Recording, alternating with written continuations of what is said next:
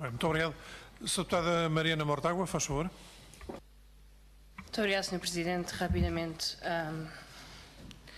Não deixa de ser bastante curioso que o dono disto tudo nos tenha aparecido aqui hoje como a vítima disto tudo. O Dr. Ricardo Salgado quer nos convencer que o seu império ruiu e que o homem à frente do império não teve nada a ver com isso. E isso, como pode entender, é uma versão para nós muito difícil de comprar.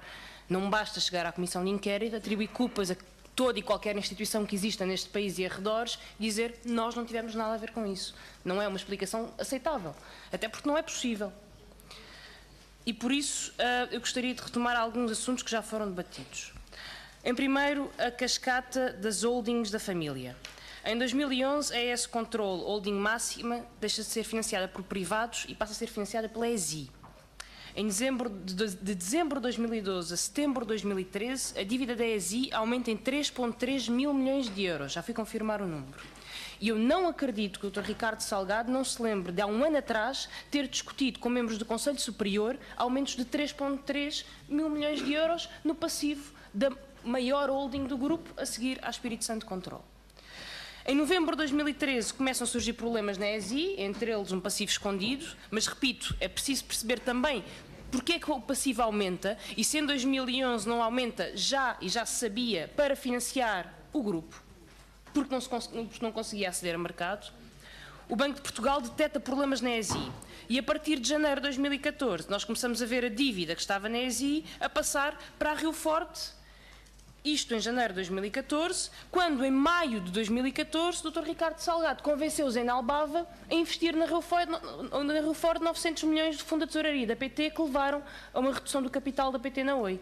Da qual já agora também era uma participada do Banco Espírito Santo. Então gostaria de saber um comentário relativamente a todas estas opções que parecem desastrosas do ponto de vista financeiro. Aliás, confirma-se até por relatos que temos das gravações, por mais... e já sei que não eram do seu conhecimento, que no final de 2013 o grupo já estava em muito maus lençóis. Há relatos de conversas de perfeito pânico, permita-me que lhe diga de onde é que vamos buscar capital para injetar na ES Control. É na altura que se fala se será melhor o Congo ou a Guiné Equatorial. É na altura que se pensa em buscar o empresário de futebol Veiga, não sei qual é o primeiro nome, porque José Veiga, para ajudar a Espírito Santo Control.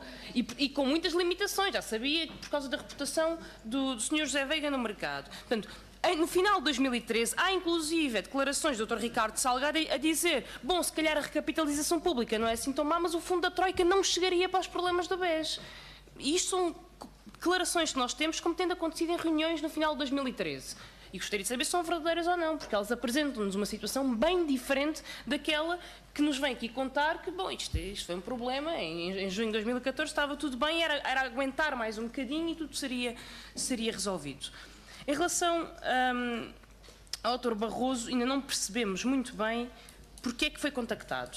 Porque percebe-se que o Governo seja contactado sobre um risco sistémico, não se percebe porque é que o Presidente da Comissão Europeia é contactado diretamente relativamente a isso, ou Carlos Moedas. Então ele é contactado por algum motivo. Qual é o objetivo do contacto e o que é que o Dr. José Manuel Durão Barroso faz como resposta a esse contacto? Aliás, mais uma vez, há registros em que trata o Dr. Barroso como amigo da Casa Espírito Santo. Terceira questão, Eurofin. Disse aqui, a recompra de obrigações foi uma forma de proteger clientes. Nem estou a duvidar disso. Mas a recompra só foi necessária porque elas foram emitidas. E só era necessário recomprar para não defraudar clientes porque eles já tinham sido enganados quando elas tinham sido emitidas. E é esta a questão que o Dr. Ricardo Salgado tem escapado.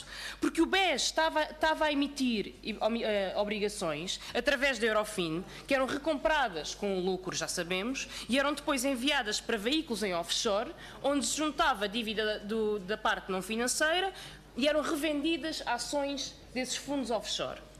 Isto descapitalizava o BES, porque basicamente o BES estava a emitir obrigações e estava a pagar mais por elas do que de facto poderia pagar. Queria dizer que havia um lucro destas operações que ficou para alguém e não sabemos para quem é que ficou este lucro, porque as obrigações eram recompradas por um valor superior ao qual tinham sido emitidas. Portanto, quem é que fica com o lucro da operação no meio termo? Isto implica entidades envolvidas, nomeadamente fundos offshore, e eram operações feitas pelas duas pessoas que o Dr. Ricardo Salgado aqui defendeu o tempo todo. Moraes Pires e a doutora Isabel Almeida.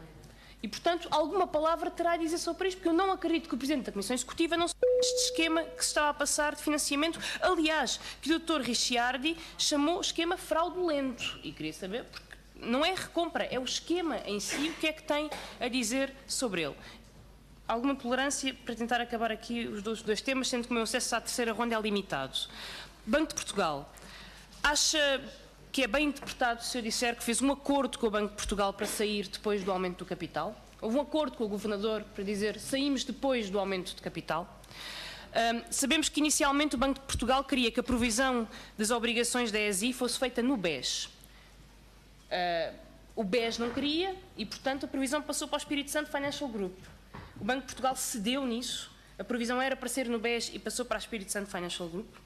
Mas sabia-se que o plano proposto pelo próprio BES em abril passava pela passagem de riscos e de ativos com risco para o BESA, que segundo o próprio BES tinha capital em excesso.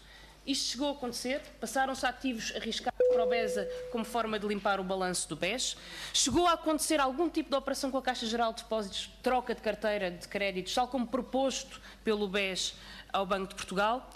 Em último lugar, gostaria de saber se tem conhecimento de alguma reunião metida entre José Maria Ricciardi e o Primeiro-Ministro ou membros do Governo ao longo do ano 2013 sobre a liderança do Grupo Espírito Santo, e gostaria de saber porque é que o Conselho Superior recebe uma parte do lucro da ESCOM no negócio dos submarinos. O que é que dá direito ao Conselho Superior de receber uma parte tão avultada deste negócio? Muito obrigado, Sra. Deputada. Sr. Doutor, faz